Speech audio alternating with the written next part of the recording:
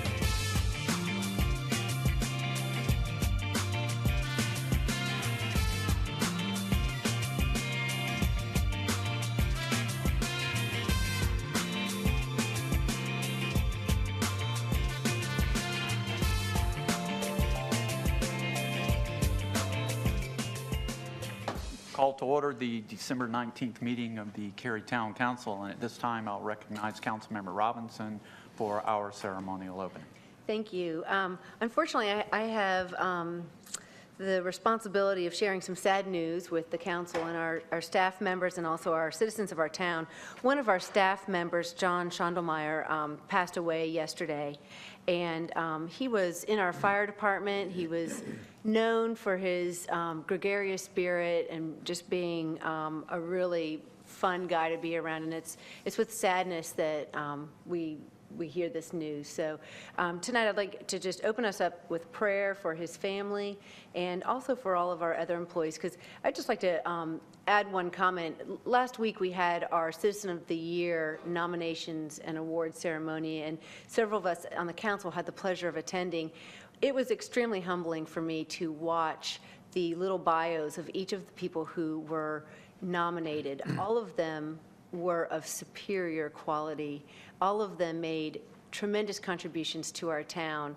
People love living in Cary, and we absolutely love all of the amenities we have. We love how clean it is. We love how things get done so quickly, and oftentimes we don't realize that behind all of that there are hundreds, actually over 1,000 employees that devote themselves every day to the town of Cary and to making this a great place to live. And if I had my druthers, I would have given everybody the Citizen of the Award, or excuse me, I said citizen, but Employee of the Year award, because every one of our employees was absolutely, just absolutely worthy of that award.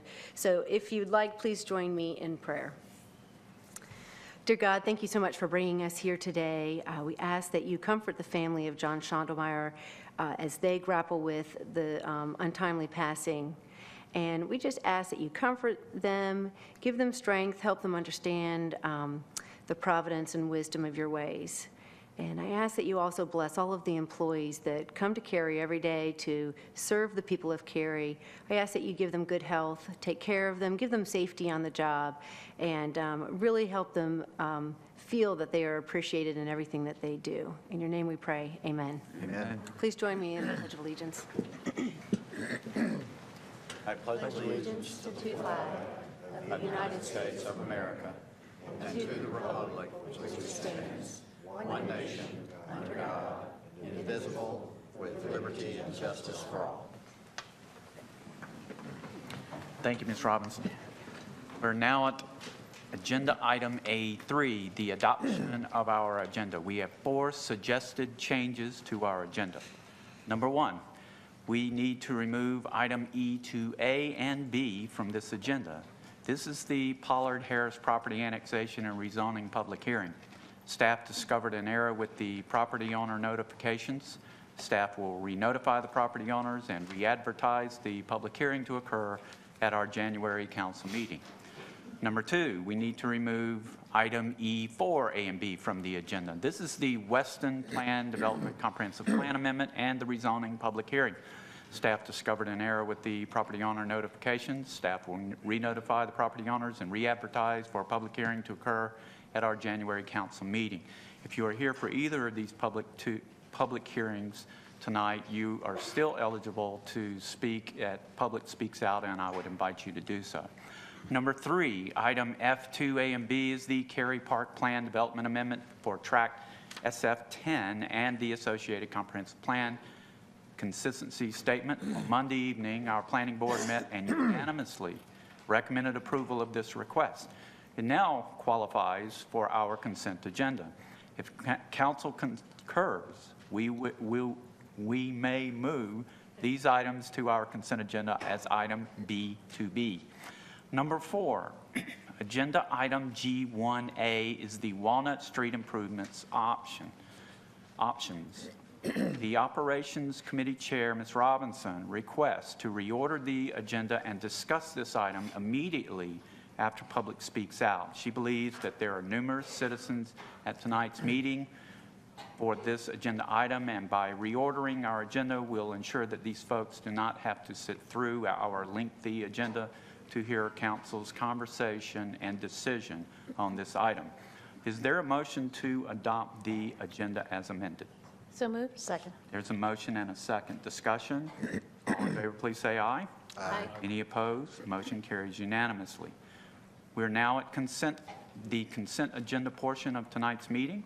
This is item B. For the benefit of the people watching our meeting on TV, we'll take a moment to read our consent agenda items. Please keep in mind that one vote approves all of these items. On the consent agenda, we have minutes, the appointment to the Environmental Advisory Board, a tax report, new budget ordinance functions for the manager's reorganization, the Ogburn property rezoning, and the Cary Park Plan Development Amendment for Tract SF10 and the associated comprehensive plan consistency statement that we just moved to the consent agenda. Mrs. Robinson and Mr. France will briefly summarize the committee consent agenda items. Mrs. Robinson. Thank you. There were 5 items that were forwarded to the council by the Operations Committee under consent. The first item is the ratification of Brownfield's agreement. The second item was the calendar year 2014 meeting schedule. The third item is housekeeping changes to town policies, and that is in regard to the elimination of our committee structure. The next item is the recognition and approval of Clean Fuel Advanced Technology Grant. And the last item is the Cary Downtown Theater Operations Policy. Mr. France? Thank you, Mayor. We had 2 items forwarded to the council on consent, first of which is the request for review comments from Wake County on a Swift Creek Land Management Plan variance, and second was designation of a historic landmark and related town code amendments. Thank you. Is there a motion to approve the consent agenda items, or does would a council member like any of these items pulled for discussion? Move to approve the consent agenda as amended. Second. Since we There's a added. motion and a second. Discussion? All in favor, please say aye. Aye. Any opposed? Motion carries unanimously. We now move to recognitions, reports, and presentation. We are blessed to have in our audience this evening several scouts from Troop 200. And at this time, I would ask they stand so we can recognize them.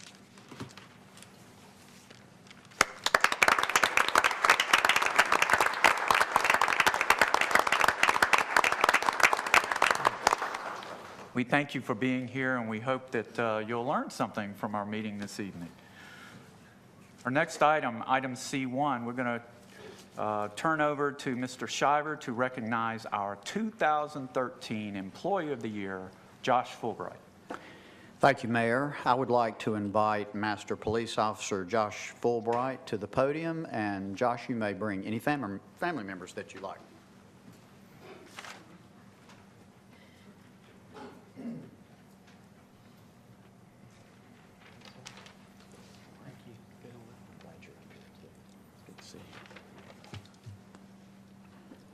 I very much appreciate Councilmember Robinson's, really, her comments represents a good introduction to what we're doing here this evening. As council knows, and perhaps not all of our citizens are aware, the town conducts each year an employee recognition program where we recognize our top employee of the year. And as Ms. Robinson indicated, this year, that came from quite a large number. There were 20 that were nominated. I think it's the most that we have had nominated over the past years, and this program probably has been operating 20 to 25 years. And so it's very special that when we have one winner out of all of these top employees. I like to tell council, and I think that was supported by Ms. Robinson, and it always is by this council, about what a strong staff that we have and their dedication to serving the public in the best manner that they can. Tonight, we're here to recognize a very special person, one who has achieved, even above the other 19, recognition as the best employee of the year for the town of Cary. To give you a little bit of idea of how this process works, and to let you know that this is really a very, it's a process that I think moves forward with objective criteria for selection. I do not know the people that are on the panel to select it. We use people from outside the organization to sit on that panel. Nobody on my staff knows who those people are.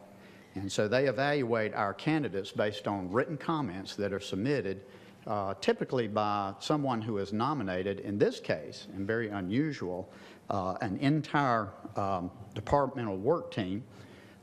Most of the rooting section is right over here. Submitted his name.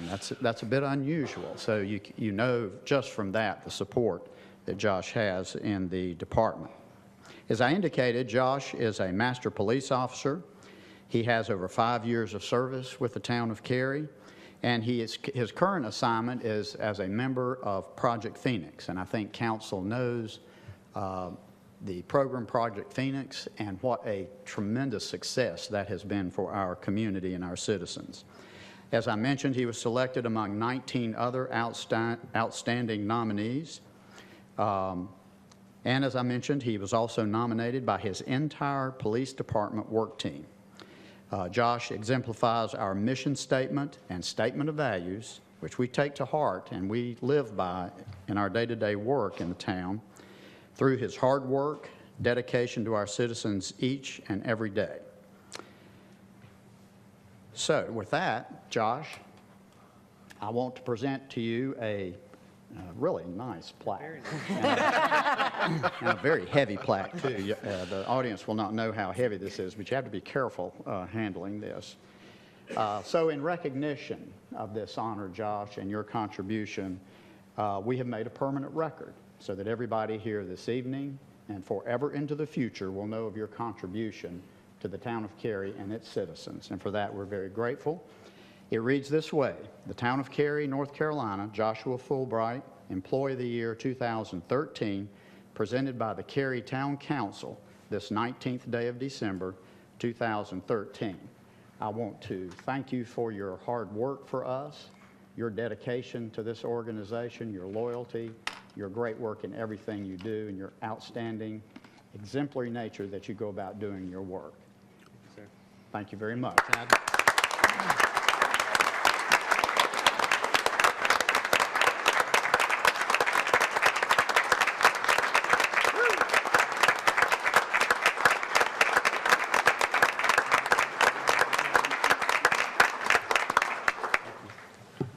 Thank you, Manager Shiver.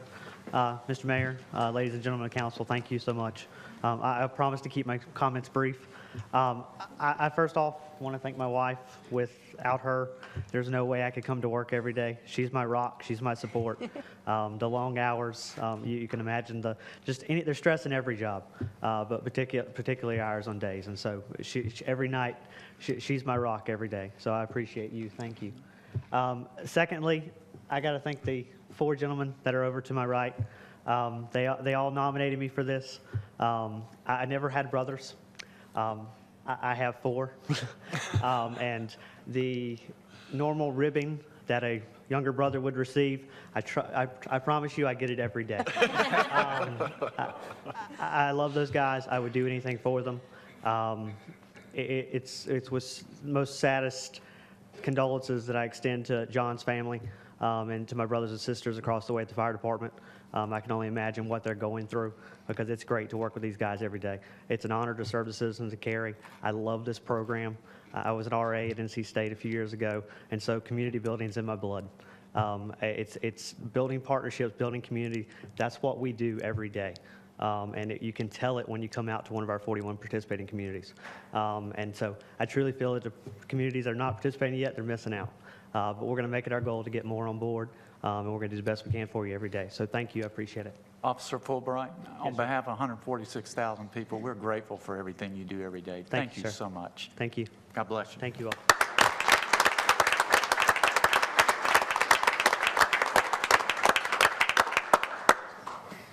This takes us to item number 2. Finance Director Karen Mills will present the 2013 financial report. Good evening, Council, and thank you, Josh, for making us all look good. Appreciate that as well. We're here tonight with our audit partner, Eddie Burt from Cherry Becker, to present good news about the financial results in the 2013 Comprehensive Annual Financial Report. We'll briefly talk about the town's role in the audit process and address important points within the report.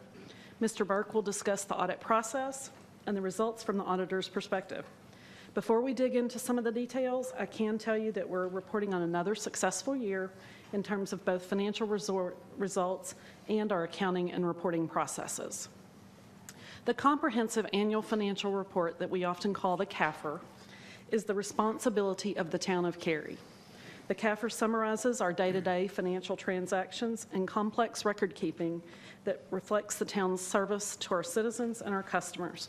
And we appreciate the support of council that keeps us with the resources that we need to make that happen accurately throughout the year so that our end-of-the-year process goes smoothly. We had 3 positive reflections on the process this year, and that includes the lack of formal suggestions for improvement from the auditors, on-time submission to the state, and the likely award of excellence in reporting that we'll receive from our peers in government finance. This process and results are the result of outstanding work from employees throughout the town of Cary and their commitment to fiscal prudence and transparency. Specifically in the finance department, I would like to recognize Michelle Price, who's here with us tonight, and Judy Donardis. They have invested extra effort in preparing this report, and their expertise is renowned in the state in government finance. To briefly address our financial results, I would point out that the report reflects a $3.5 million increase in general fund balance, which is the thing that we talk about all the time. We had appropriated $13.5 million in the prior year budget, so we expected a decrease. So this actual result is $17 million better than expected. For comparison, in 2012, actual results were $15 million better than expected. And the final results, according to generally accepted accounting principles, were $4 million better overall in revenues.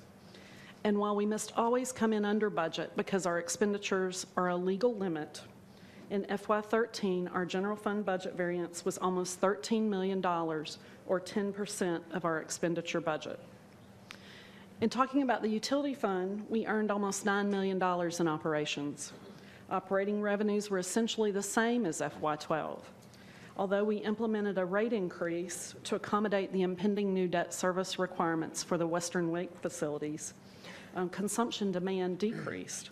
It reflected a cool, wet summer and successful water conservation efforts, and that impacted our utility billings. Like the general fund, the utility fund expenditures had to come in under budget, and the budget variance there was $5 million. Like the general fund, that comprised 10% of the expenditure budget.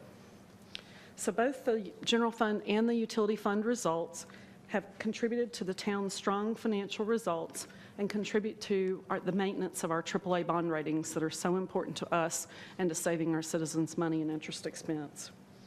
Keeps us able to serve our citizens' expectations and needs. Anybody that's interested in seeing the CAFR, like the budget document, can find it online and in the Cary Library. So the purpose of this presentation is for council to accept this report into the record and to provide an opportunity for the auditors to make summary statements of their responsibilities, any significant estimates that they believe affected the financial statements, and whether or not they had any difficulties or had any material adjustments. Eddie Burke, a partner in the CPA firm of Cherry Beckert, is here with us tonight to make that presentation. And after his presentation, both he and I will be happy to answer your questions.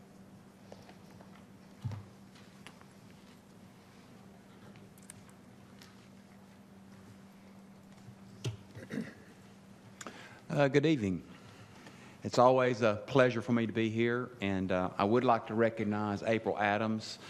She is a senior manager in the local office. Quite frankly, I would not be here tonight if it wasn't for all the hard work that she put in throughout the audit process. So, April, if you would stand. I would like to take the few minutes that I do have with you tonight to cover a couple of things. First, just from my perspective, an overview of the audit process and how it went. Every audit has what we refer to as areas of focus, where I'd like to just very briefly where we spent the majority of our time, not to say that we didn't do other things, but just for a very high level. The results as far as the audit opinions were concerned. I'd like to discuss some other matters with you and then finally conclude with some brief comments. We did complete the audit for June 30, 2013, and as your finance director did say, it was delivered timely. All the requirements to the LGC were met. We actually conducted our audit in accordance with generally accepted auditing standards, government auditing standards, Circular A-133, and the State Single Audit Implementation Act. The last two is required because of the federal and the state dollars that you receive and you administer on an annual basis. Our role in this whole process is really threefold. First, we're required to make sure we prepare and plan and conduct our audit in accordance with the standards that I just previously mentioned. Secondly, to issue an opinion on the financial statements. And if certain matters did arise during the audit process, we're required to communicate that information to you. The audit process is a long, drawn-out process. We ask for a lot of information. I'm happy to say that throughout the audit process, everyone that we worked with were very easy to work with. They gave us all the information that we requested, and the word transparency that Ms. Mills mentioned earlier was truly the case throughout the process. Everybody did receive, we did receive full cooperation from everyone also. Areas of focus, you always start this process by making sure if there's any reporting standards that have to be dealt with that they're fully implemented properly. I'll discuss, there was a number of reporting standards that we did have to deal with that I'll discuss in a few minutes. Areas of focus, cash and investments, just primarily that's what people would steal. Capital assets, because of the construction activity that you had this year and the utility funds, we spent a lot of time making sure that activity was properly being recorded. Long-term debt, primarily because of the dollar amount and the covenant restrictions that you're required to deal with. We spent a lot of time in those areas. Single audit, just so you'll know, the city or the town did administer about $21 million of federal and state dollars this year. We were required to audit 4 of the larger programs, which we did. Litigation, we looked at that, making sure whatever was out there, if there was anything of significance that needed to be either accrued or reported or disclosed in the financial statements. And then we evaluated the accounting estimates that are reflected in the financial statements. First, making sure that what you were doing consistently, and then finally, the methodologies that you were using to calculate and reflect in the financial statements made sense and were best practices. There were actually 4 audit opinions that were expressed this year on the financial statements. The town did receive an unmodified or a clean opinion on its financial statements. That is the highest level of assurance that we can provide on a set of financial statements. The control environment is good. We did not have any material weaknesses or significant deficiencies noted. And from a statutory or a federal and state regulatory requirement, you were administering your grant dollars in accordance with the requirements, and you were in compliance with North Carolina general statutes throughout the year. Other matters, just very briefly, there were 2 reporting standards that need to be reported and adopted this year, GASB Statements 63 and 65. That had to be adopted for all the units across the state of North Carolina, and as far as the United States is concerned. The primary impact that it had on the town's financials, one of the things that it required is historically bond issue costs was being capitalized and amortized. That is now an expense item, so the items that had previously been reported and amortized was written off and run through as a prior period adjustment. Secondly, there's 2 new terms reflected on the financial statements, deferred inflows and deferred outflows. There is a definition for both of those reflected in 63 and 65. Those were looked at and evaluated on the financial statements, and there were some reclassifications on your balance sheet for that. And then finally, we used to report a statement of net assets. It is now referred to as the statement of net position. No adjusting journal entries that were identified and required to be posted by us. No past adjusting journal entries. There was a auditing standard that had to be implemented. It's referred to as the Clarity Standards. The biggest impact that you will notice on the financial statements, if you look at the auditor's reports, the reports are worded a little bit differently. There's some new headings if you were to compare them to the prior year. And then the terminology change, it used to have, your clean opinion used to be referred to as an unqualified. It is now an unmodified opinion, but it's the same opinion.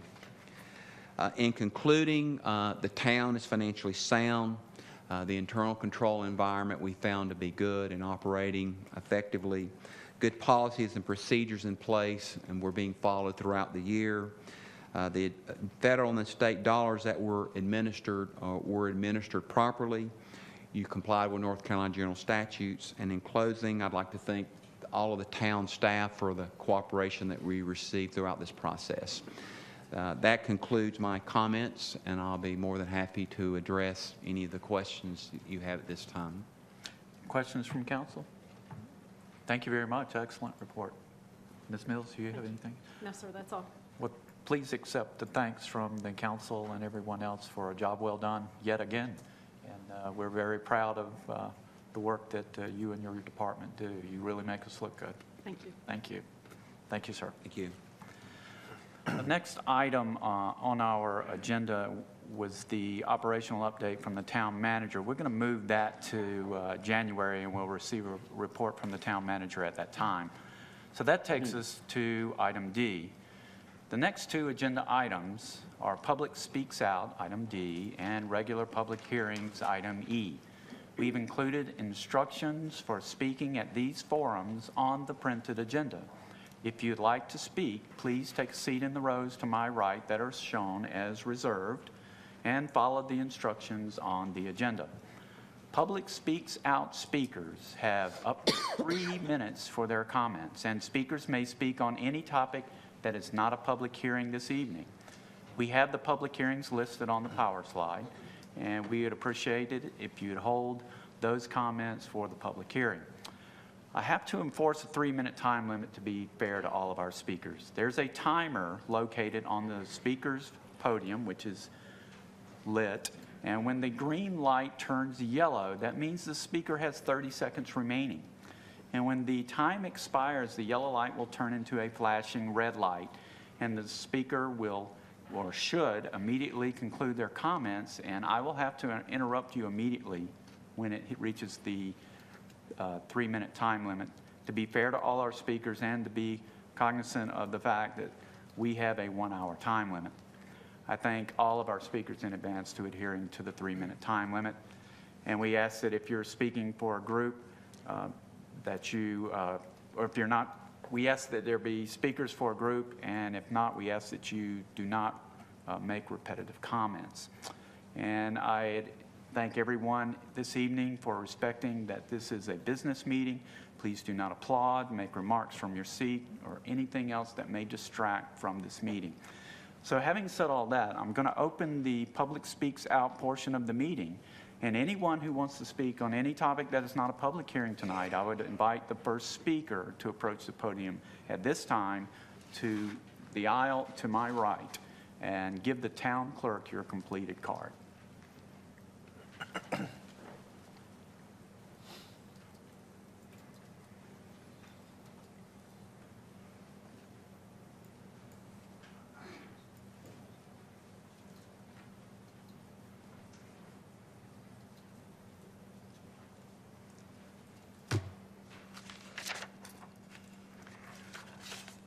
My name is Sid Cowley.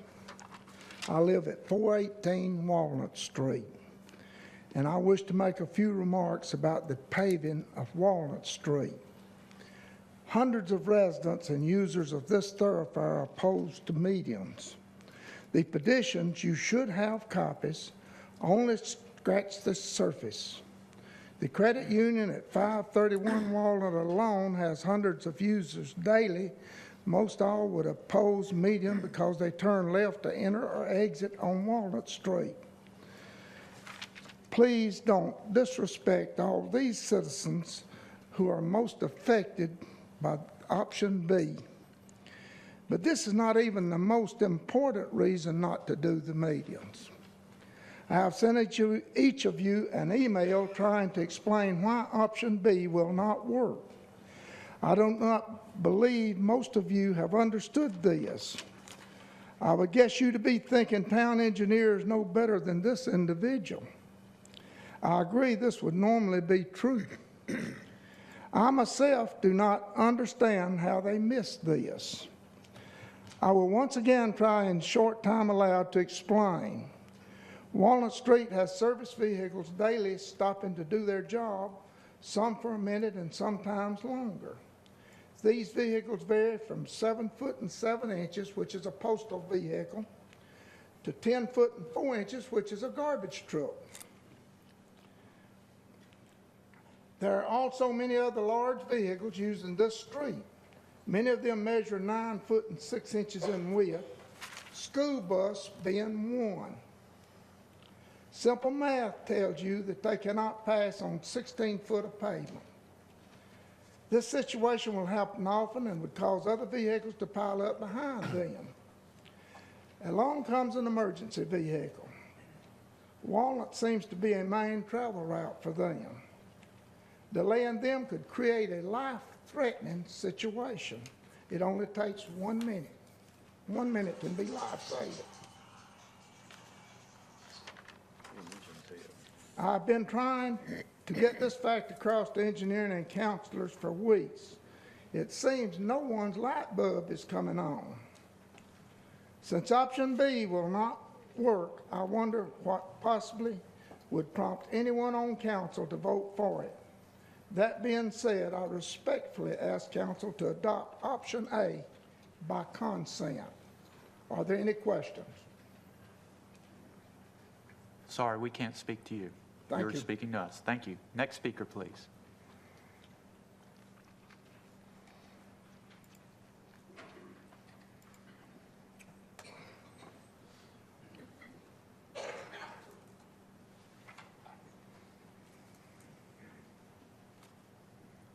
My name's Joe Spratt. I live at 309 Walnut Street. I have 3 major concerns regarding the installation of a median in front of my house, 2 of which are personal and related to my property, and 1 of which is more civic in nature. The first one is, I'm wondering if in your looking at the maintenance of the median, if you've also put into your planning to maintain the areas of grass between the sidewalk and the street. I've not heard any discussion of that, but I'm not going to be too enthused about taking care of that property if you're restricting the access to my home at 309 Walnut Street. So you might want to think about how you're going to maintain that as far as picking up trash and mowing it and so forth. The second and I've talked to a few real estate professionals about this, I have pretty much an unrestricted access to my property now. I can come from Kildare Farm Road, turn into my driveway. I can come from the upper end of Walnut Street and turn into my driveway. And I can get out and go either direction. I can go left or I can go right. I won't be able to do that if there's a median there. And no real estate person that I've talked to says that if you have an unrestricted piece of property and you restrict the access to it, you're going to make the value of it go up. Because there had been some talk that by putting this median in here and increasing the green space, we'd increase the property value. Just doesn't seem to me that that is really a sensible argument. The third issue and concern I have is, like I said, more civic in nature. It seems to me that the two roads you mentioned that have been put on, I guess what you call a road diet, Kildare Farm, and I guess it's Old Apex in front of your place, Don. There's no medians in either of those roads. So you haven't reduced the amount of lateral space that vehicles can travel with each other. For instance, bikes and cars and trucks. If you put a median down the center of that road, you are reducing the lateral travel in either of those lanes. So if you have a car passing a city vehicle that's stopped to do maintenance or something of that sort, and you have a biker also driving down the road, there is less space for the car that's all the way as far left as it can get. I have to interrupt you. Your Okay. time has expired. If you have comments you'd like to leave with the clerk for us to receive, I'd Okay. invite Thank you to very do much. that. Thank you. Next speaker, please.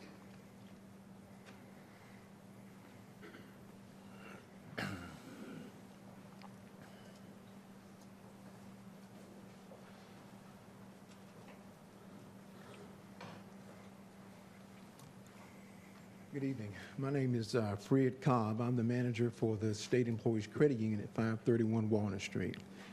And I'm here tonight in support of the option that would allow Walnut Street to stay the same after this repaving. State Employees Credit Union has been to this location for 31 years almost, and we have a lot of members who've gotten used to having full access to turning into the credit union parking lot, going east on Walnut Street, and then turning out of the parking lot to go east on Walnut Street as well. And we just think that this is going to be a major inconvenience to, as Mr. Cowley said, to hundreds of our members. We've also got a city park next door that would be in the same situation, and we just feel that the best option would be to keep Walnut Street the same. Thank you. Thank you. Next speaker, please.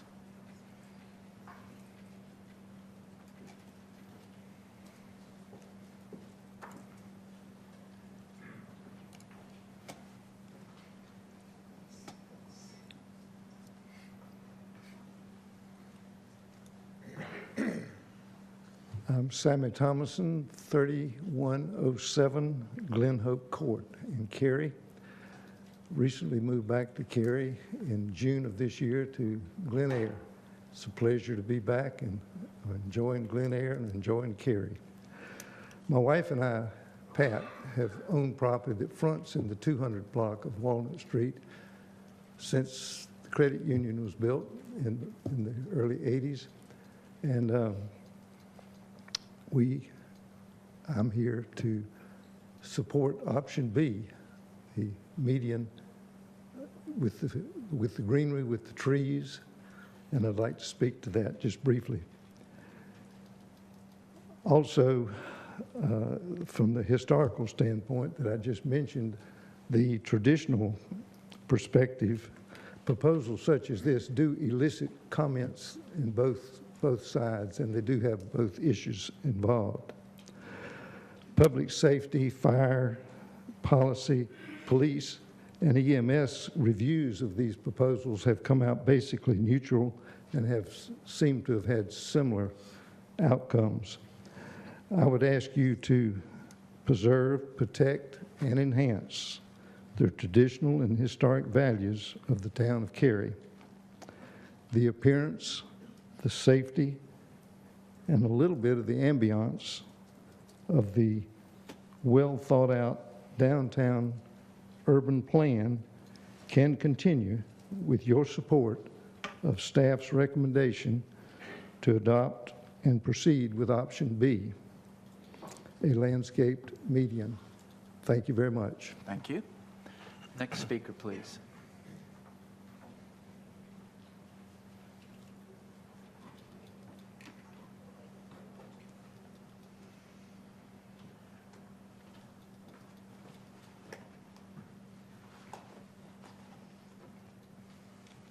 Hi, everyone. My name is Julie McKenzie, and I live at 421 Walnut Street. And I would also like to talk tonight about the Walnut Street repaving project. I just moved to Cary, actually. It's been almost a year now because I love the area, the convenience of living right down the road from the mall, the highway, the bank, and of course, downtown Cary. I was at the last meeting and I heard some things that I'd like to talk about a little bit here, but mostly I heard that a lot of people seem to want this median, but none of them live on Walnut Street. This was made obvious by the petition that was signed by most all, if not all, of the residents and businesses on Walnut Street. I've also heard that it said that the issue people have with the median is the U-turns. And to me, this is only one part of the issue. Yes, it will be an inconvenience, but I will have to actually drive past my house, do a U-turn, and drive back to my driveway. So I can look at my house while, I can't turn into the driveway. Another issue is this. I know it was already spoken about, but what will this do to the value of my home? I mean, I know that if I were looking to buy a home, a median in front of my driveway, no matter how pretty it was, would not be a selling point for me. But the most important issue is this. Our choice is being taken away from us. The conveniences of living right down the street from the mall and the highway and the bank and the park would all be hampered by a pretty but non-functional median. I understand the need for change on Walnut Street, and I'm all for it. With the speeding issue and the current state of the pavement needing to be improved, it seems like there would be a much better way to deter speeding and make the street beautiful again while making it functional at the same time. Rumble strips or speed humps are two ways that immediately come to mind. That's really all I had, so thank you so much for your time. Thank you. Next speaker, please.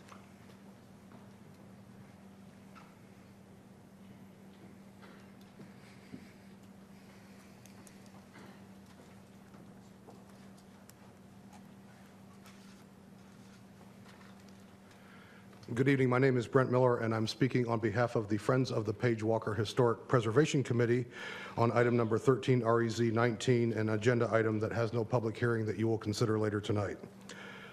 Your staff report indicates that a goal of the town's historic preservation master plan is to preserve, protect, and maintain Cary's historic resources. The property associated with this rezoning request contains the circa 1939 Richards House, which is listed on the Cary-Wake County Architectural and Historical Inventory. Staff and Friends of the Page Walker and Capital Area Preservation representatives were able to tour the Richards House thanks to the cooperation of the applicant and owners. Some of their observations are that the house is clearly in a class of its own. It's a beautiful craftsman-style house in a good state of preservation, including original stone veneer, original floor plan, windows, tiles, and likely original floors under the existing carpet. Such well-preserved features are quite rare. And although Cary has other houses that exhibit this craftsman architectural style, this is the only one that we know of in the region with the original, beautiful, intact stone veneer. Unfortunately, it is that stone veneer that is an obstacle to moving the house to preserve it, doing that reliably and economically. But the Friends wish to point out that moving a house to preserve it is actually considered a last resort. It is much preferable to maintain the house or the structure on its original property in its original historical context. And the Richards house is surrounded by some beautiful old-growth trees that make the property a magnificent setting. The Friends believe that maintaining the Richards house on site would offer benefits to the community and to the property owner and future residents. Many examples exist in which historic structures have been integrated into new developments. We can imagine the Richards house serving as an office and/or a community amenity for those residents of the townhome community. We believe that if the Richards house were saved from destruction, it is very likely that it would qualify for landmark designation, which could provide significant tax benefits to the owners. Now, the Friends are not against progress, and we understand that development will occur as our community grows. But the town also values historic preservation, as evidenced by our Historic Preservation Master Plan. So the Friends would like the council to take your time, perhaps delay a vote on this case until all the concerned parties have had an opportunity to just explore all the options for preservation. We believe it's likely that an agreement acceptable to all parties could be achieved, and in the absence of a binding agreement, and we do appreciate the applicant's openness to considering preservation, but in the absence of a binding agreement, the most likely result is that the home will be destroyed. And once it's gone, it's gone. So please take the time to explore possible ways to save this truly outstanding, one-of-a-kind historic treasure. There's got to be a way to do that while developing the property. Let's find it and move forward. Thank you. Thank you. Next speaker, please. Anyone else for Public Speaks Out?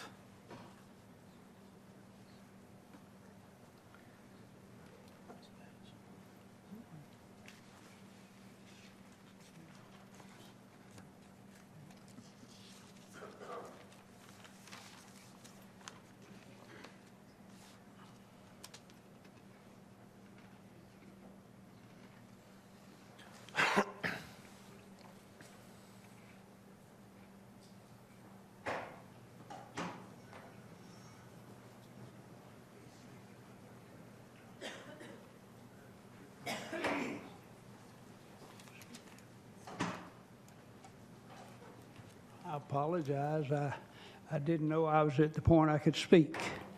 I'm David Martin. I grew up in Cary, and I was here when there was just 1,200 people. And I knew everybody by name, including the cats and dogs. But anyway, thank you for letting me just speak up. I just want to share something about the Walnut Street deal. I have 5 daughters. One of my daughters had a brilliant idea, and I'll just share that with you, and I'll hush. She said she opposed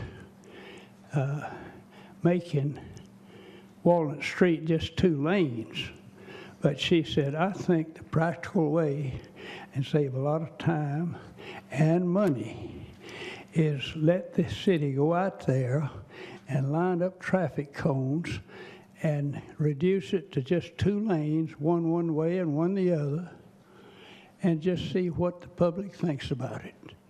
Think about it. Thank you for all you do, and bless you. Thank you, Ms. Martin.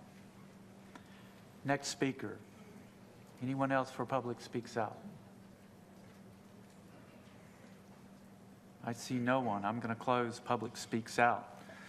And we moved the agenda item G1, which is the Walnut Street improvement options, to the next item on the agenda. And since the Operations Committee was not unanimous, I'll call on Ms. Robinson at this time to summarize the committee's split recommendation. Ms. Robinson. All right. We heard from one citizen at the Operations Committee, and we had 2 members of the Operation Committee that believed that we should go with option A, and you had one other person who was leaning towards option B, not married to it, but leaning towards option B, putting in the median. So we wanted to give the entire council an opportunity to hear from the citizens who are impacted, which we have done tonight, and then deliberate as a whole on this matter, because we think it's very important. We think it's something that everybody on the council should weigh in on. Okay. Other members of the committee? No, I think the citizens, Jennifer said it best, Ms. Robinson said it best, and I think the citizens brought up all the concerns that we talked about at the operations meeting.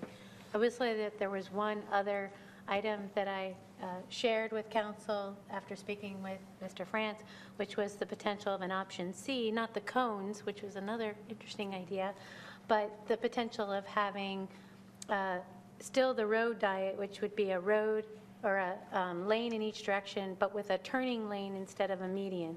So still narrowing the road down, keeping access available. So it's somewhat a Solomon of compromise, if you will, to use a Ms. Adcock phrase, but still getting the citizens what they want. Ms. Cove, would you like to speak to that? Because you shared your thoughts back in an email, but for the rest of the citizens. Sure, thank you. And that is most definitely an option that council could consider. The concerns I shared from staff's perspective was that the lanes would actually probably end up being very wide, which would not discourage speeding, which is one of our primary concerns along that corridor is the high rate of speed.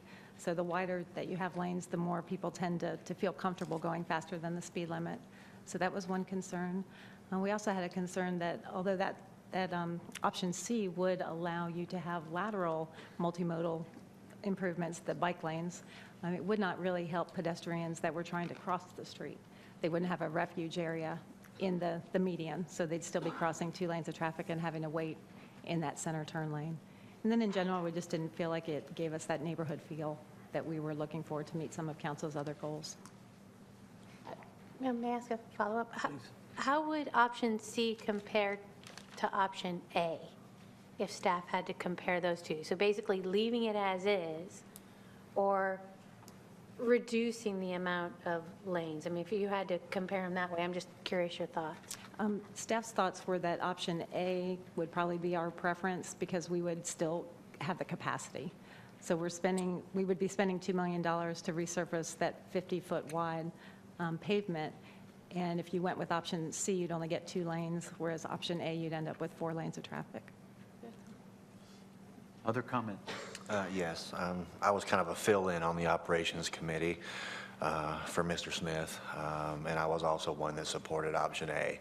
I was interested, like Lori said, we discussed a kind of a compromise option, but again, after speaking further with some of the residents, hearing staff's perspective on that, I'm kind of married to option A.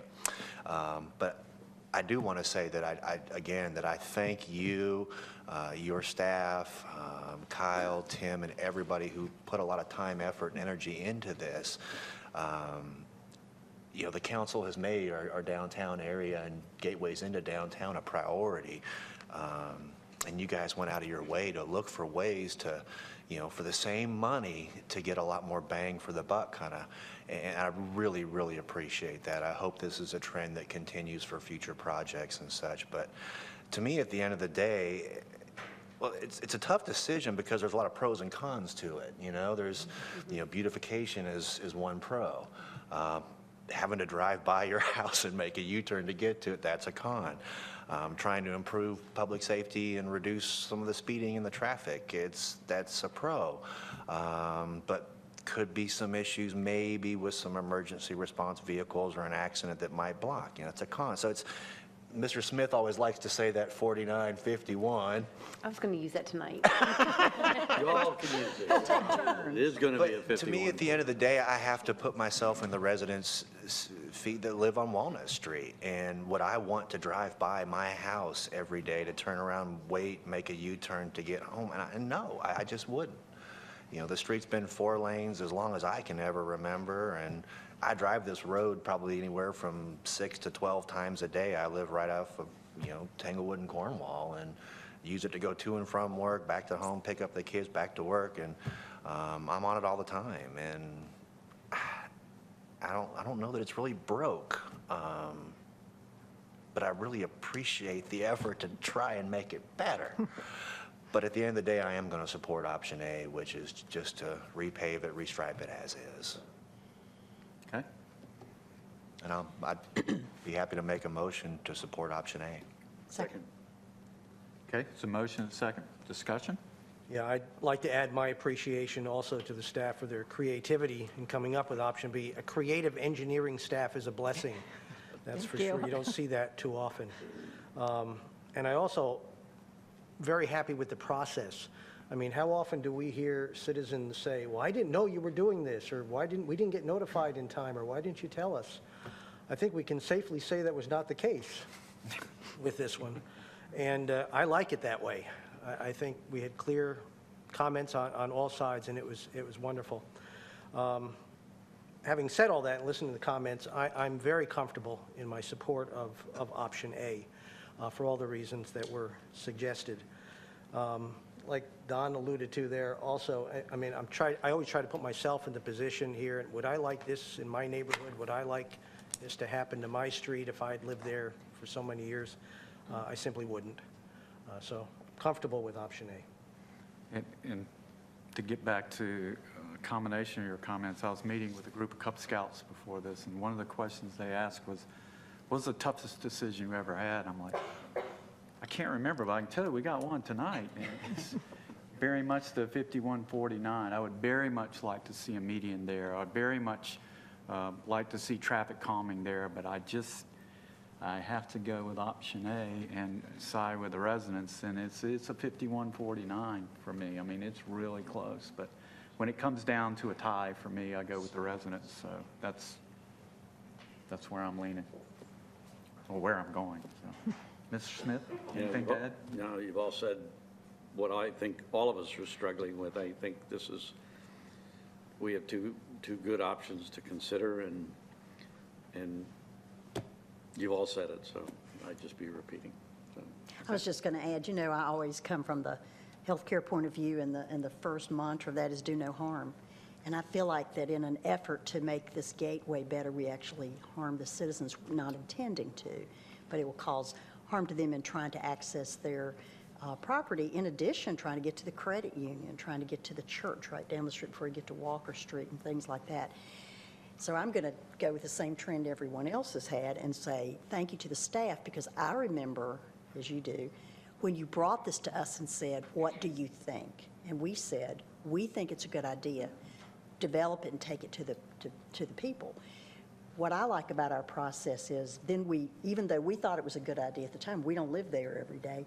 We have now listened to the people, and it's pretty clear that this is going to be a hardship for them. Maybe not for and I go down the street not as often as you do, but a lot. And it wouldn't be a hardship for me, but it sounds like it would be a real hardship for the folks who live there. So obviously I'm going to vote for option A. Ms. Robinson. Well, I have to say, we have added medians to many streets. Two that come to mind in my district would be Davis Drive and then High House Road, that have required people to do U-turn movements on a daily basis to get into their subdivision. Maybe not their driveway, but to get into their subdivision. And change is always hard. It's very difficult. Ed said you're very comfortable in going with option A. I'll vote for option A, but I do it with a lot of discomfort. I am uncomfortable voting for option A because I really do believe that option B, putting that median in, would have been long-term better for our community. It would have been aesthetically more pleasing. It would have slowed down the traffic. And I think, by and large, people would have become accustomed to making the U-turn movements, just like the neighborhoods along Davis and along High House Road have. And I think it would have been overall good for our community, but I will support, in deference to the citizens, option A, but it's with discomfort. Okay. Can I add one more thing? Please. So I was driving down Maynard Road this morning, actually, to get gas at the gas station there on the corner of Maynard and Chatham. And so between High House, Maynard, between High House and Old Apex even, is a mirror image of this. It's an example of this. It's two-lane. It's got a turn lane in the middle. There are multiple driveways into people's homes off this road, and I kept trying to picture that section of Maynard Road with the median in it and how much of a hindrance that would be to the residents there. It just struck me how that works for that area, and I believe it will continue to work for Walnut Street. So. Okay. We have a motion and a second. All in favor of the motion, please say aye. Aye. Any opposed? Motion carries unanimously. Again, thanks for all your hard work on this. I know you guys did Thank you. a large amount.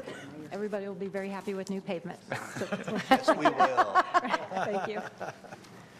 Okay, we're going to get back on schedule and go to our public hearings.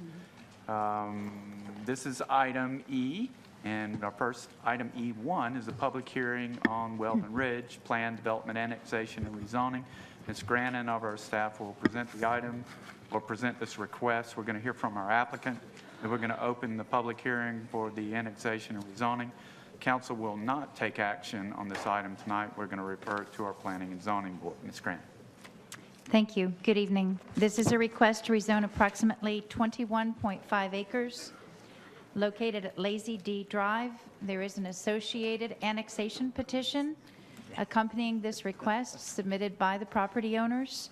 The property is currently outside Cary's ETJ. Therefore, annexation into the town's corporate limits would be required before council may take action on the rezoning. So this will come back to you at a later date. The vicinity map shows the subject property highlighted in yellow, and an aerial view shows the subject property. It's located within the Southwest Area Plan and has a designation of low-density conservation district, which calls for a density of up to 2.5 dwelling units per acre. The existing zoning is Wake County R40. The property is surrounded by the Weldon Ridge, previously known as Forest Oaks Planned Development District. The proposed zoning is to bring this property into the Weldon Ridge PDD. And this shows where the subject property is in relation to the existing Weldon Ridge. The applicant's proposing a new single-family tract number 10. An overview of the conditions proposed by the applicant are that this 21.56 acres would have a maximum density of 2 dwelling units per acre, maximum of 43 dwelling units, minimum lot size of 11,000 square feet, and a minimum of 1 acre of additional open space added to the PDD. Here's a close-up view of the proposed tract SF10, which also shows that some of the open space is proposed as a perimeter 20-foot wide Type B buffer around the subject property. Property owners within 400 feet of the subject property were notified by mail. The property was posted and advertised.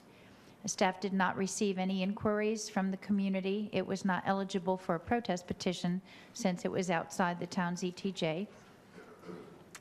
The site is impacted, according to Cary's GIS maps, by a stream buffer on the lower southwestern corner. Field determination of this would be required at the time of site plan review.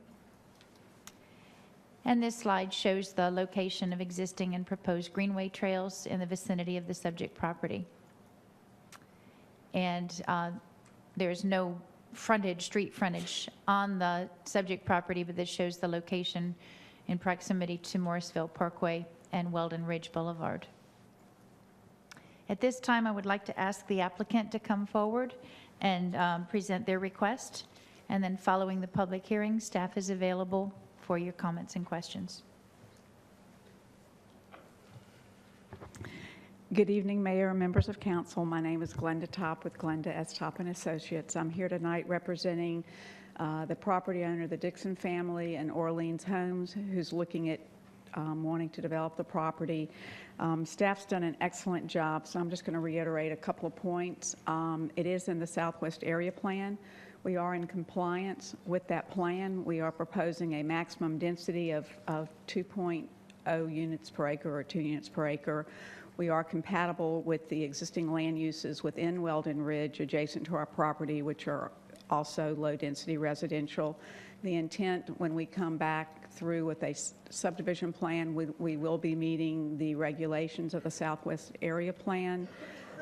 We did have a neighborhood meeting where we went over the proposed plans with the adjacent property owners. I'm here to answer any questions that you might have tonight. The engineer's here, and there's also a representative from Orleans Home, and we ask for your support. Thank you. Thank you. This time, we'll open up the public hearing for those who would like to speak on the Weldon Ridge Plan Development Annexation and Rezoning, and I would invite the first speaker forward. Anyone at all? See no one, we'll close the public hearing, open it up to council members for questions or comments. Gosh, single-family homes, 2 units an acre, meets the Southwest Area Plan. What's not to like? And matches existing property. properties. No protests, no complaints. Yay. So we'll send Merry this, Christmas, Don. we'll send this to our Planning and Zoning Board for their review and recommendation. Item E2 was rescheduled for January. Item E3 is a public hearing, 13 RZ 23, Indian Wells Properties. Ms. Grannon of our staff will present this request. We're going to hear from the applicant, open the public hearing, and council will not take action on this item tonight. We're going to refer it to the Planning and Zoning Board. Ms. Grannon. Thank you. This is a request for rezoning of approximately 29.45 acres located on Indian Wells Road. The subject property is highlighted here in yellow. It's individual lots located on both the north and the south side of Indian Wells Road. And an aerial view close up shows that some of the properties are vacant and some developed with single-family detached homes.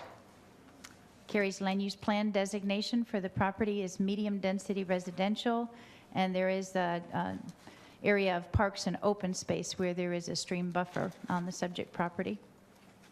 The existing zoning is residential 40. The applicant is proposing residential 8 conditional use. Conditions proposed by the applicant would limit the use to detached residential, would set a maximum density of 3 dwelling units per acre, and propose a 20-foot wide perimeter buffer in common open space along the western property line. Property owners within 400 feet of the subject property were notified by mail. The property was posted and advertised. There were no protest petitions received. Staff did have an inquiry from a resident on Indian Wells Road who had questions about potential impacts at the time of development with road construction and utilities, whether or not there might be any impact on wells, other environmental concerns. And staff has stayed in communication with the citizens and put them in contact with the applicant as well so that they could get some of these concerns addressed. The site is impacted, as I mentioned, by a stream buffer, and field determination will be required at the time of site plan review. The site is located according to Cary's comprehensive transportation plan, such that there is a future collector roadway going through the subject property. And this shows that Indian Wells Road is an existing collector road connecting through Joaquina as well. So the exact configuration of all these roads, again, are going to be something that's determined at the time of the site plan review. And the closest transit route is the Triangle Transit route along NC 55 highway. Once again, I would like to ask the applicant to come forward and present their request, and then following the public hearing, we are both available for your questions.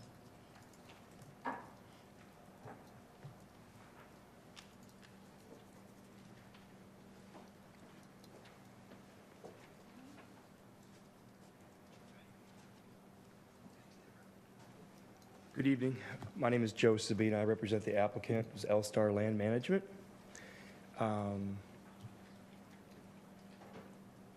Putting it quite simply, this plan that we're proposing fits within the Northwest Plan. We pride ourselves as a firm to engage the neighboring property owners. We held 2 meetings back in August, approximately 25 participants in those meetings. We were very diligent. We think that in listening and summarizing their concerns, we believe that we can basically accommodate pretty much every concern addressed, provided that the town of Cary enables us to do so for typical zoning and things like that. We'll continue to work with the neighbors if other concerns arise. Staff presented one to me today about a potential neighbor or a neighbor that has a concern about a potential impact to her well. We'd certainly like to engage with that neighbor and see what we could formulate a solution. We'd simply request to move this forward. Thank you. Thank you. This time I'll open up the public hearing for the Indian Wells rezoning and invite the first speaker forward.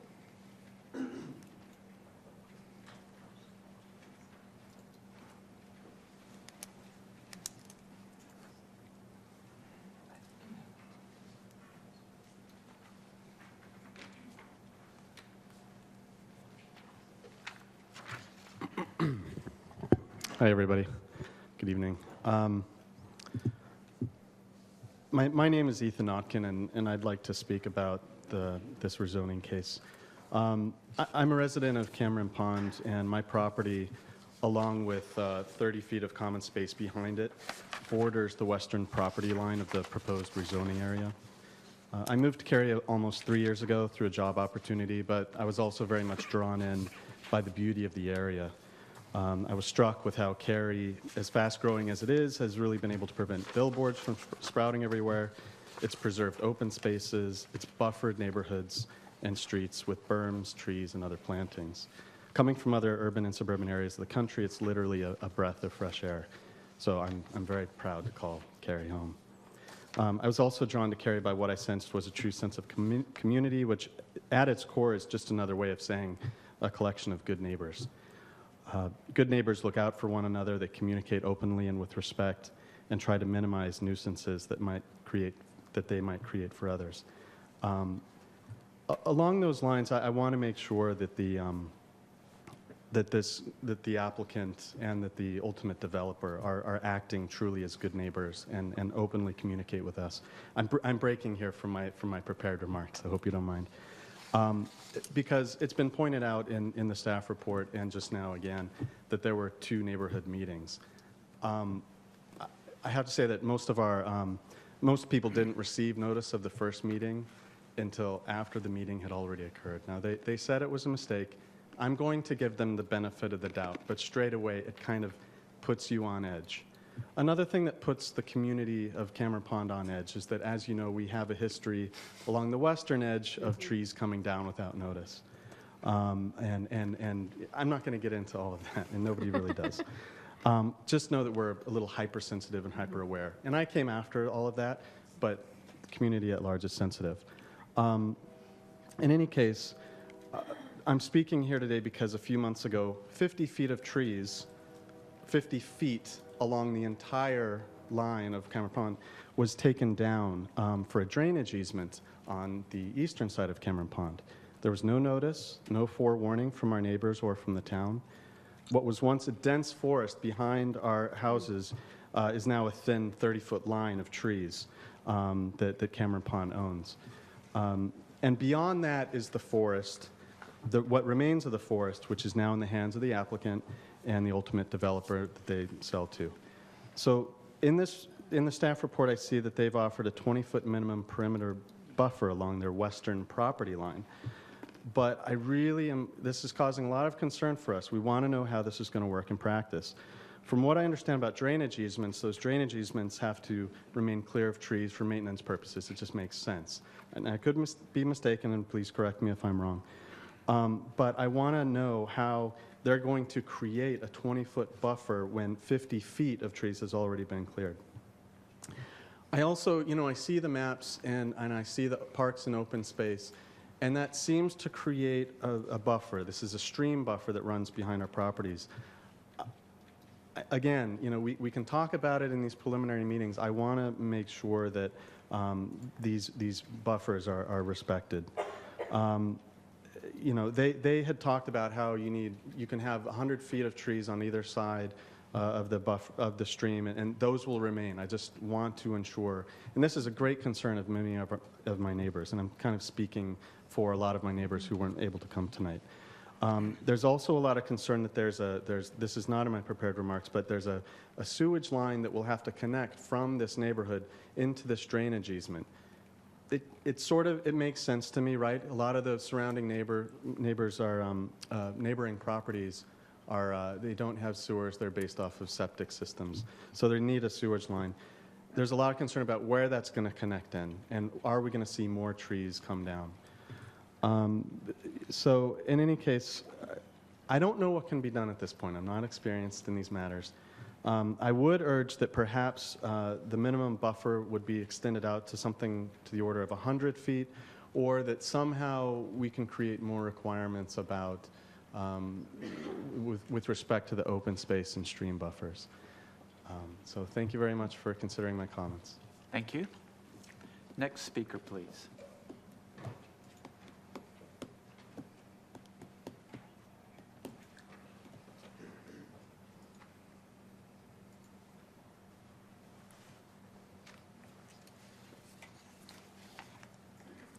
Good evening. Could I get you to move to your left? Oh, sorry. Thank you. Good evening. My name is Balu Ambadi. I'm one of Ethan's neighbors. I don't want to repeat exactly what he said, I just want to mirror almost exactly what he said. Just a couple of quick clarifications. So right behind our homes, exactly as Ethan described, we have now 50 feet of missing trees. And now, kind of right behind that, these are the trees that are gone. Now we have some more trees behind it. So if the one concern we have is that if the sewer line needs to go in this way to connect to the other community, then that's going to be a wide gap that's probably 50 to 80 feet wide. So whatever is remaining of this forest will be now another hole that's going perpendicular to the areas that have already been taken down. So it used to be like this is gone. Now when you have a hole like this, that means in effect, we can kind of see each other and see other homes maybe like 50, 80 feet away. So that's one of the concerns that Ethan was trying to explain. Hopefully I was able to put a slightly better picture on it. Another one of the concern is that if the stream buffer would remain, and if so, how exactly would that stream buffer, along with this 20-foot perimeter buffer, is that in addition and on top of the stream buffer, or is it included in that? We would like to have better clarity on how much total trees remain. So that's another concern. And one other thing that Ethan mentioned, many of our neighbors were not able to make it here today, but we have held several internal meetings, and both of us kind of represent kind of a common concern from many of our friends here. So if you would consider this as a kind of a joint feedback from much of the Cameron Pond community. One last one, overall, we are expressing concern if the town of Cary has given enough consideration to 80 or 100 more homes in that area and that many more kids. We have lots of kids in Cameron Pond, and the schools district keep on changing. So we just wanted to bring it to your attention that another 100, 200 kids right next to us may be a strain on the existing school systems and school buses and so on. So not a concern directly related to the property development itself, but the concern about school overcrowding and so on. Thank you. Thank you. Next speaker, please.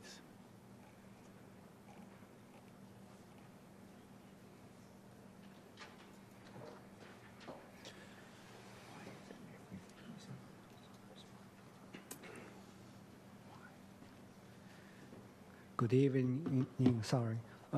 My name is Yan Tang. I'm also living in the Cameron Pond neighborhood. And one couple of things I want to re-emphasize, the Ethan and Blue already mentioned.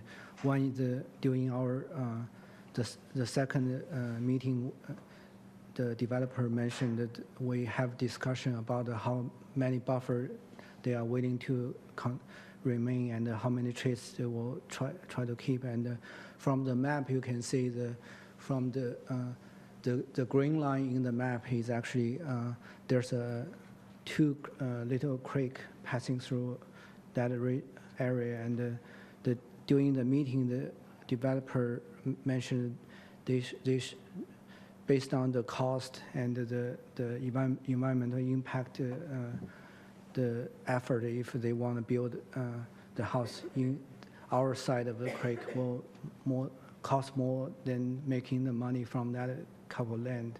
So they kind of making promise that time they will not cut the tree beside our side of the creek, remain the most of the house on the other side.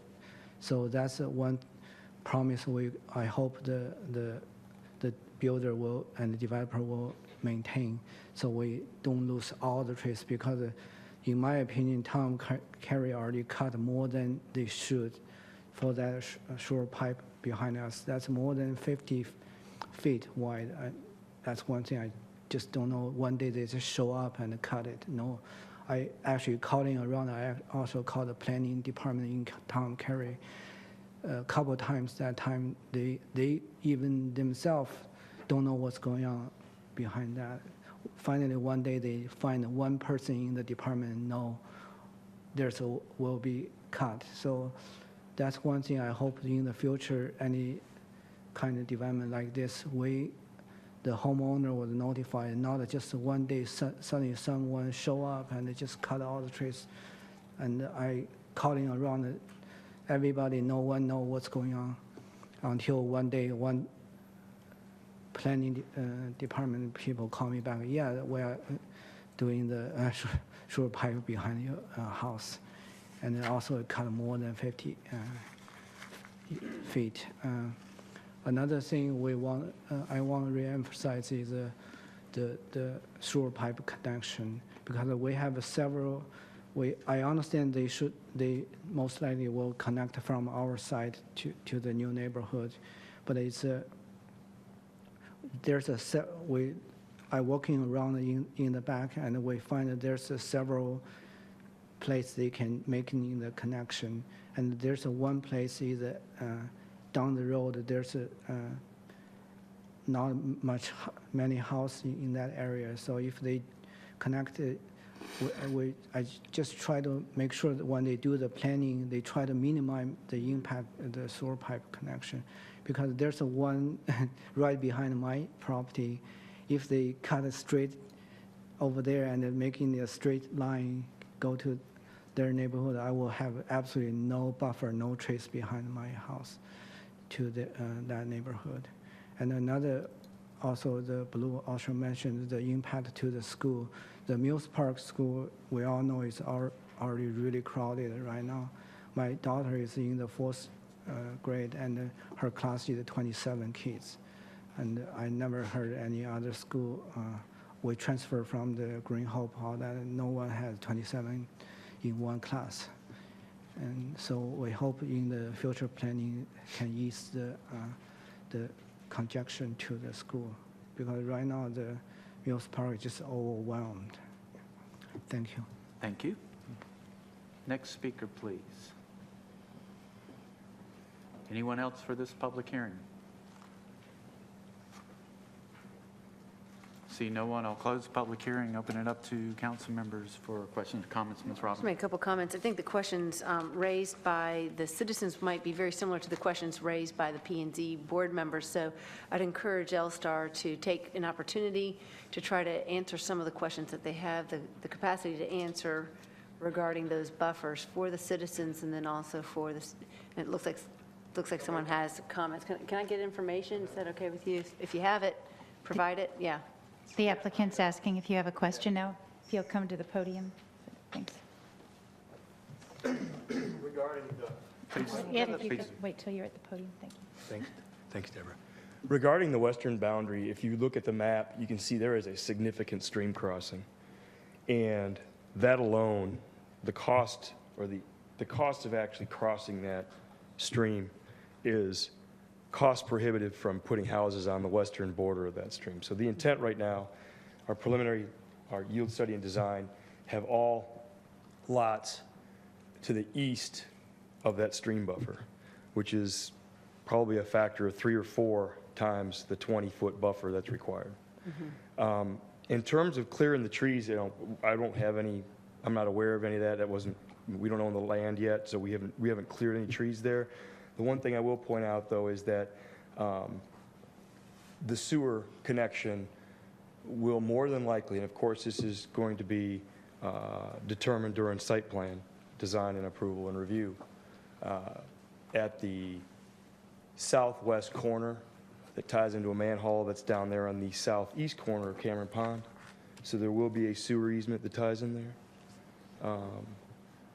But that's going to be determined by the site plan review. The lots are going to be approximately 70 foot in width.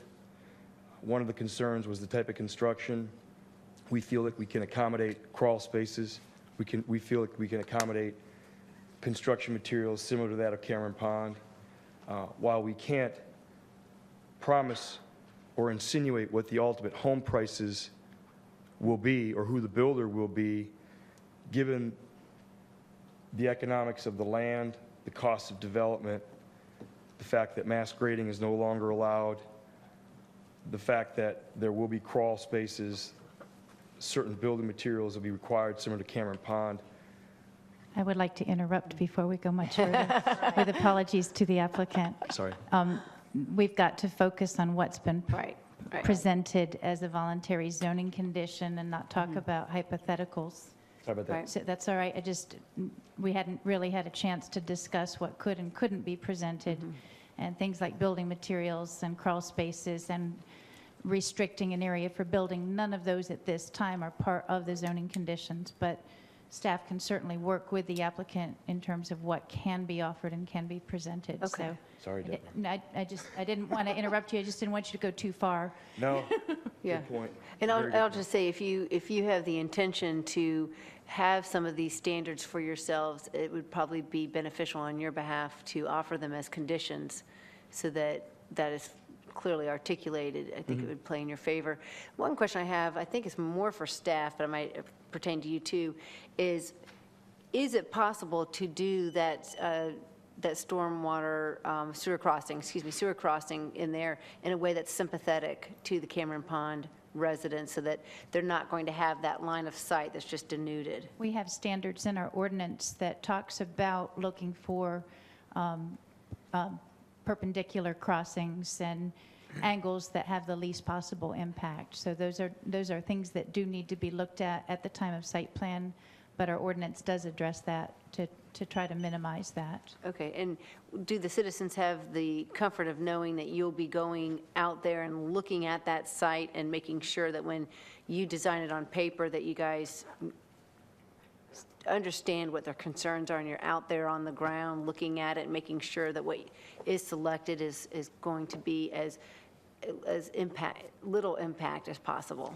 There's a number of factors that have to be taken into consideration, the topography, the design, but yes, we do look at it very carefully. Okay, and can you explain to us what happened with this 50 feet of land that was cleared for a line? This is the first I've heard from these neighbors, so. Do we know what department is responsible for that? I wasn't sure what they were discussing. It sounded as though they were talking about an easement in the Cameron Pond neighborhood, but I wasn't sure. Can someone get information from the staff on that and get back to me with information? Yeah. With everybody, yeah. With everybody. We'd like to know. Everybody wants to know. Yeah. Okay. I'm happy to answer any other questions, and I apologize for the slip in protocol. It's just one of those things where you want to offer things to the citizens, but conditions about building design for single-family homes are not something that would be an appropriate zoning condition. But where open space is going to be provided and buffers, well, if the applicant would like to come forward with something, we can certainly look at that. What's the difference between, like, we see multifamily all the time come in and it says we'll have 40% masonry instead of 35% masonry. Is that a difference between I said multifamily, but I meant attached single family? Correct. There are That's a conditions difference. because those are requirements on a site plan, whereas with a subdivision plan and single-family detached homes, you can't have that type of conditions on those individual homes. So you can have it for single family attached, but you cannot have it for single family detached. Right, when it's a townhome development, correct.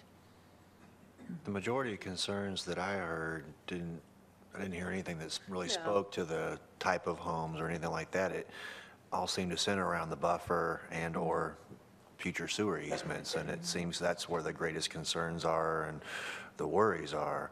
And I would agree with your comments that anything that can be done to provide the residents assurances that we're going to be as sensitive as we can, not build in the buffer, not cross those types of conditions. I think you would be wise to possibly offer or put those in as conditions. That's the intent. I would make one other comment, is that I've concerned with the neighboring property owners that shared with us information regarding the issues that they didn't receive notice until after the first meeting occurred. I know mistakes happen all the time, but one thing I think you'll hear, that if there's anything that this council feels strongly about, it's about the work effort that's required for getting neighbors and surrounding communities involved with the property owner so that everybody comes to the table together. So I hope that that was just a mistake, but I would just urge L-Star to make that extra effort to make that. I would agree, and we make it a standard practice to have more than one meeting, so in case you do miss a couple, that you have another opportunity to to meet with folks, and that's what we did.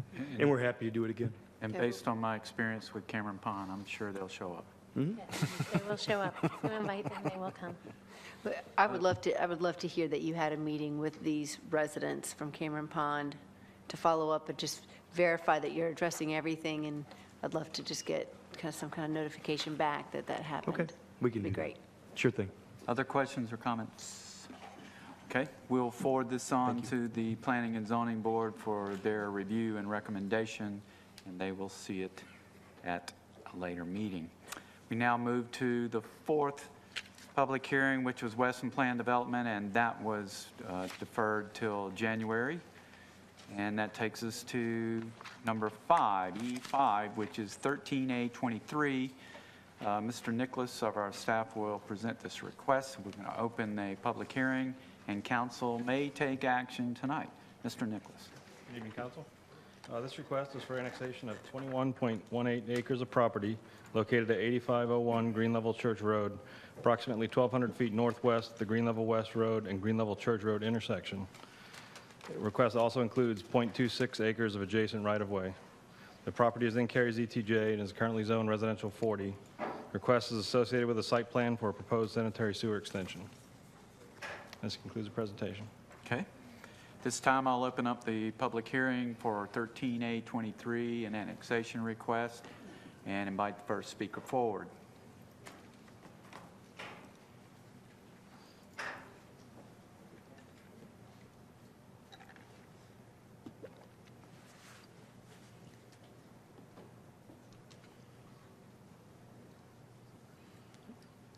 Good evening, folks. My name is Doug Jacobs. I'm a member of Green Level Baptist Church, and I have volunteered to head up this initiative on behalf of the church.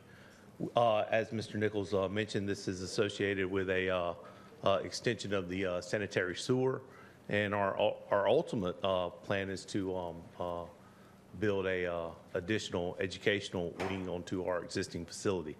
And so this is the first step in what's going to be a pretty decently lengthy process. Not too long, I hope. But anyway, that's it. I will mention that the church conference in which the vote was taken to move forward with annexation, the vote was unanimous. And so I certainly appreciate you guys' consideration. Okay, thank you. Next speaker for this public hearing. Anyone else to speak at this public hearing? I see no one. I'll close the public hearing, open it up to council members for questions, comments, or a motion. I'll make a motion. I make a motion that we approve annexation petition 13A23. Second. Motion and a second. Discussion. All in favor, please say aye. Aye. Any opposed? Motion carries unanimously. Thank you, Mr. Nichols. Next item is rezoning 13 RZ 19 Chapel Hill Towns. Mr. Nicholas, once again, of our staff will present this request. We're going to hear from the Planning and Zoning Board about their recommendation. Council may take action tonight. There is a valid protest petition on this request, and what that means, it will require 6 council members to vote affirmatively to have this request approved. A simple majority vote is required to deny the request. Mr. Nichols. Okay, thank you. This is a request to rezone approximately 16.2 acres located at 9475 and 9493 Chapel Hill Road. Properties are located on the south side of Chapel Hill Road, adjacent to the intersection with Fairbanks Road, approximately 2,000 feet east of the intersection with Northwest Cary Parkway. Both properties are located within the town's corporate limits. Properties are currently zoned residential 40. The area shown in white on this map is property that's within the town of Morrisville's jurisdiction. The proposed zoning is residential multifamily conditional use. The applicant is proposing a total of 4 zoning conditions. These include limiting the uses to semi-detached and attached dwellings or townhomes, limiting the maximum density to 6.5 dwelling units per acre, a requirement that 50% of the townhome units shall have 2-car garage, and the remaining units shall have a 1-car garage. And the final condition is increasing the amount of required masonry material on the building facades from 35% to 40%. The Cary Land Use Plan designates the property for low to medium density residential development, which is a range of 1 to 8 units per acre. Properties have frontage on Chapel Hill Road, which is designated on the town's comprehensive transportation plan as a major thoroughfare. Since the right-of-way adjacent to the property is not currently at its ultimate planned width, dedication of additional right-of-way and construction would be required along the property's frontage at the time the property develops. The property listed at 9475 Chapel Hill Road contains a dwelling that's listed in the Cary, Wake County Architectural and Historical Inventory. The house is identified in the inventory as the Richards House, built in 1938. Inventory describes the house as a two-story, two-bay, stone veneer dwelling exhibiting craftsman design features. This slide just helps show the location of the house on the property. As you can see, there are several large trees surrounding the house, between the house and Chapel Hill Road as well. Since the first public hearing, the applicant has discussed with the town staff potential options for preserving the existing structure. However, at this time, staff is not aware of a definitive plan for preservation of that house. The applicant is here tonight and can provide some additional information if necessary. The town did receive one protest petition regarding the proposed rezoning, and that property submitted, the property that submitted the protest is shown here, highlighted in yellow, and as you indicated, it is a valid protest. So it will require a supermajority vote in order to approve. Concerns listed on the petition submitted for this case included not knowing the identity of the developer. There were questions regarding the best uses of the property in the neighborhood relative to the adjacent rail corridor and future transit connections. Another concern was traffic on Chapel Hill Road. And a final concern was a need to determine the best uses for all property in the neighborhood relative to commercial development to the west. At the public hearing before the Planning and Zoning Board, there were 3 speakers and all spoke in support of the proposed rezoning. And following the public hearing and discussion, the Planning and Zoning Board voted to recommend approval by a vote of 7-2. And at this time, I'll turn it over to the Planning Board Chairman for his report. Welcome, Mr. Swanstrom. Good evening, Mr. Mayor, Council. As you just heard, our vote was a recommendation to approve this with a 7-2 margin. In general, I think we felt that this use was very appropriate and was probably the best use for the land. However, a couple of our members had very specific concerns. First of all, about traffic. As we all know, Chapel Hill Road has been a concern, a traffic concern for quite some time, and given the fact that there is no long-term strategic commitment right now to doing a major enhancement in Chapel Hill Road, several of our members felt that this development would only accentuate an already difficult traffic issue on Chapel Hill Road. There were also concerns about access, right turns in and out. And as you've heard previously during Public Speaks Out, there was a fairly strong concern about a need to preserve the historical structure on the property. At the time we heard this case, there wasn't a clear definition of exactly what the significance of that structure was. It appears that we have a little bit more information right now, and that it is indeed as significant as at least one of our members felt it might be. And so we encouraged some sort of creative solution, but frankly, when we voted on this, we had no idea whether the historical structure was going to be a valid concern or not. Okay, thank you.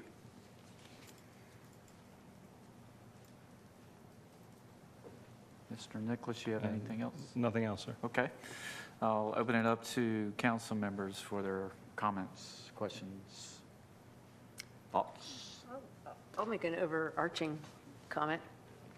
We're getting a lot of requests these days for townhome communities. Many of them come to us without any kind of amenity package. They come to us with basically often the request to be on the higher end of whatever range of density allowed, usually the 3 to 8. It's usually they're coming in above 6 units an acre. I think that the council has expressed in recent months concern over this and the desire to be more, I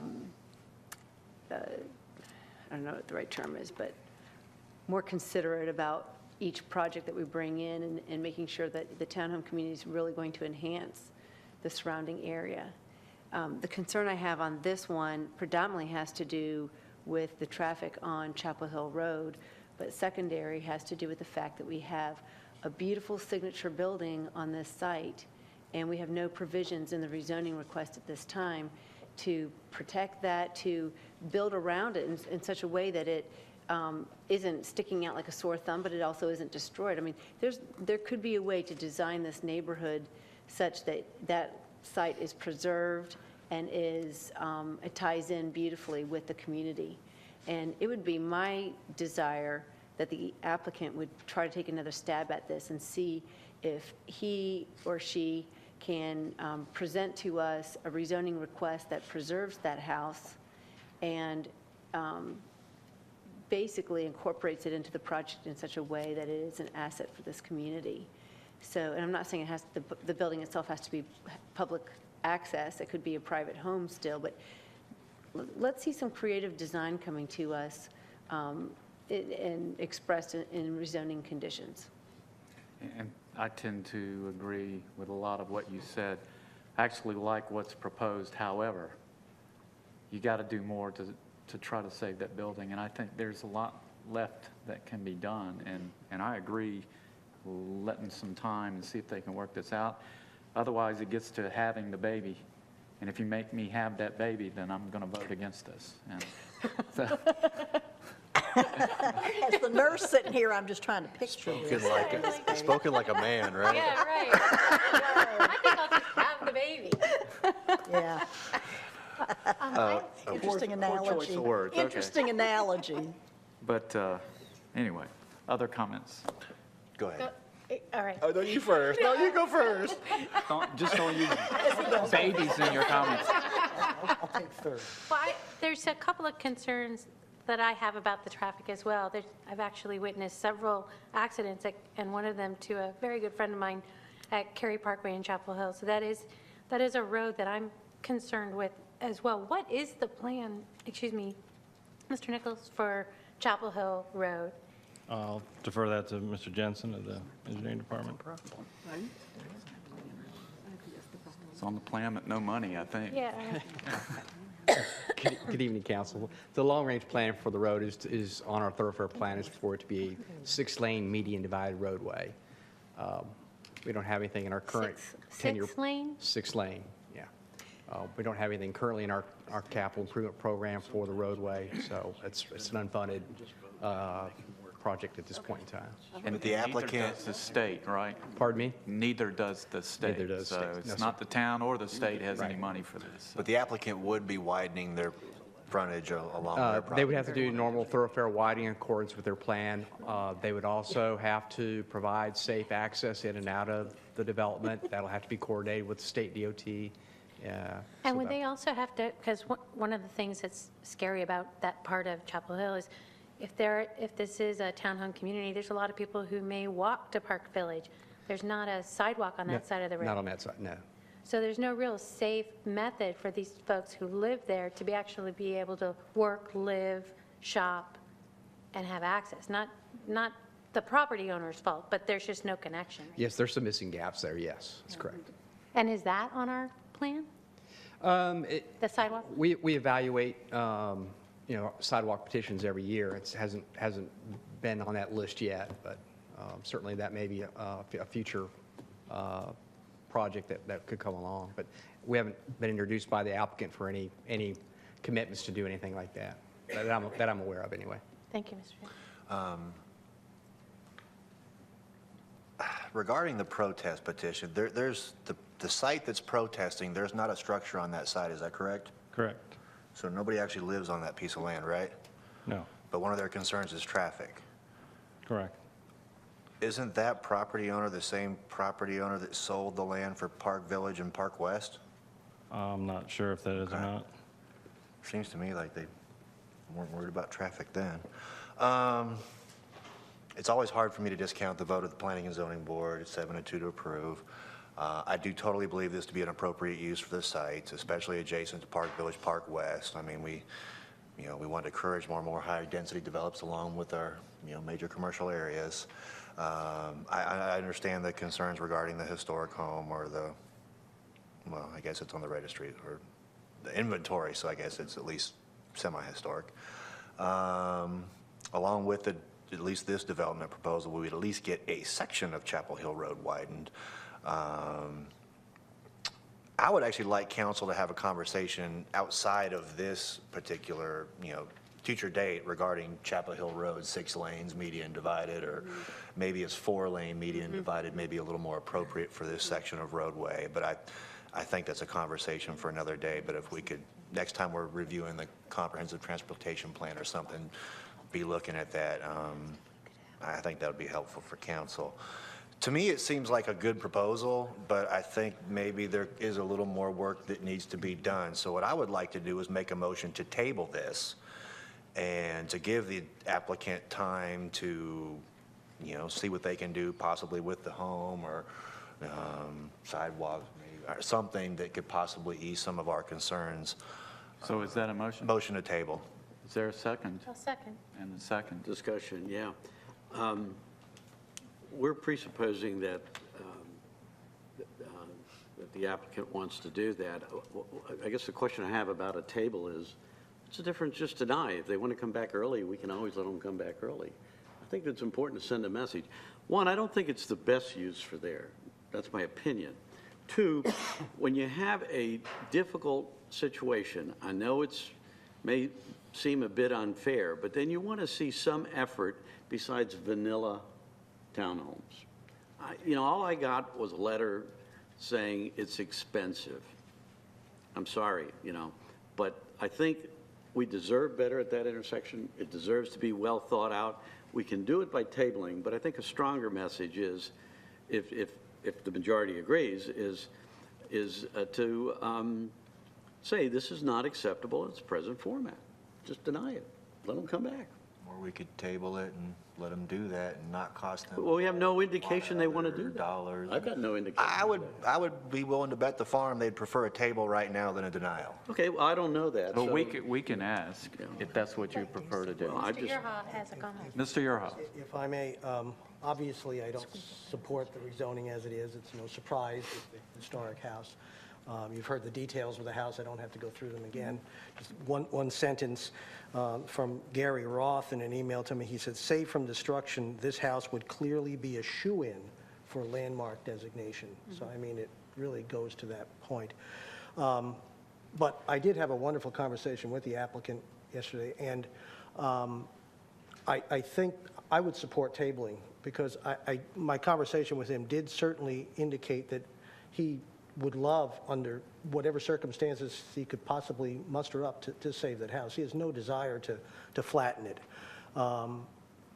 But just like us, it's money is the issue.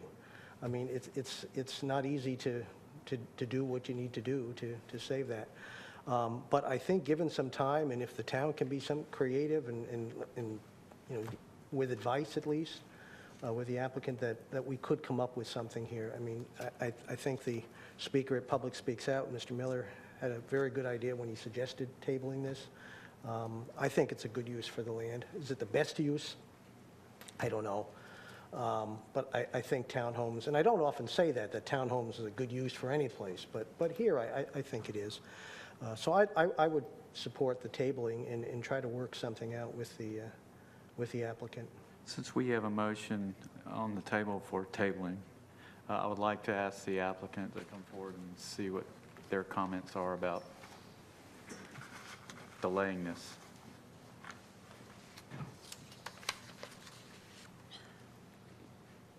Glenda Top, I'm here. The applicant's here, but I'll speak on his behalf. Absolutely, we'd like it tabled. I think the folks that are looking to develop the property, as Mr. Urha has said, have been very open to looking at ways to save that house. I think some issues have come up, the potential road widening and the impact that a 6-lane road is going to have on the location of where that house is, and will that get into the trees, and how will that affect it?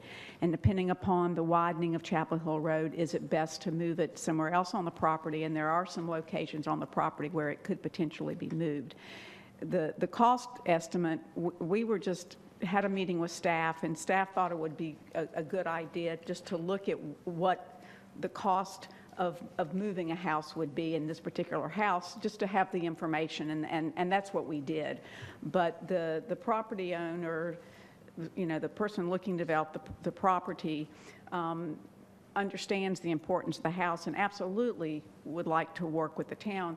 The one thing that I just thought about, just sitting here and listening, I think it would be important to get, and I don't know who would be good, Mr. Yerha, maybe yourself or maybe Brent, but to get a group of people to really brainstorm about what, how to handle it. Sure. But absolutely, we're open to doing that. And I wouldn't want anybody to think that these folks have not been committed to looking at ways to do it. So we would definitely support tabling the item and meeting with the appropriate people to come up with, with how that might look. And would appreciate that opportunity. Other questions or comments? One question I have for the town attorney. So there is no date given for this table. When would we put it on the agenda to consider removing it? How does that happen? Does staff determine that? Does the applicant send a message to staff? How does that usually happen? I think it could be either way. I think staff could just bring it back to council at an appropriate time. Okay, very good. So we have a motion to table this indefinitely on the table. All in favor, please say aye. Aye. Any opposed? No. Motion carries 6-1.